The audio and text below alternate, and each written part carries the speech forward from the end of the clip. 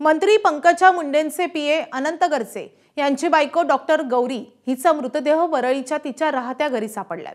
गौरीनं आत्महत्या केल्याचा दावा तिच्या पतीने केलाय। मात्र ही आत्महत्या नसून हत्या असल्याचा आरोप गौरीचे नातेवाईक करतायत। गौरीच्या वडिलांनी आणि तिच्या इतर नातेवाईकांनी तिच्या पतीबाबत काही धक्कादायक खुलासे केलेत। गौरीच्या पतीचे विवाहबाह्य संबंध होते।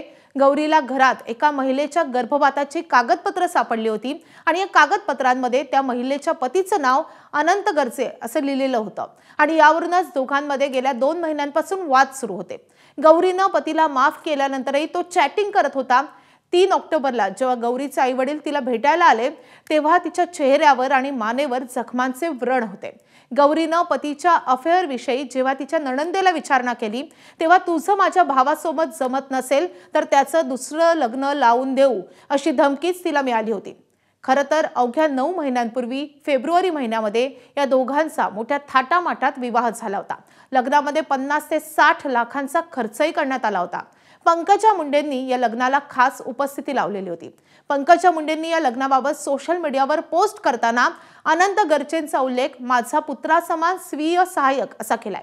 पंकजा मुंडेंनी कारवाईसाठी पुढाकार का घेतला नाही असा संतप्त सवाल सामाजिक कार्यकर्त्या अंजली दमानिया यांनी उपस्थित केलाय। काही महिन्यांआधी पुण्यामध्ये वैष्णवी हगवणे हिचं मृत्यू प्रकरण खूप चर्चेत होतं। आता केवळ 27 वर्ष वयाच्या आणि अनेक स्वप्न रंगून लग्न केलेल्या डॉक्टर गौरीवर ही वेळ आली आहे। तुम्हाला काय वाटतं, गौरीच्या या मृत्यूला नेमकं जबाबदार कोण आहे? तुमची मतं कमेंट करून नक्की मांडा आणि अशाच महत्त्वाच्या व्हिडिओसाठी पाहत राहा एबीपी माझा।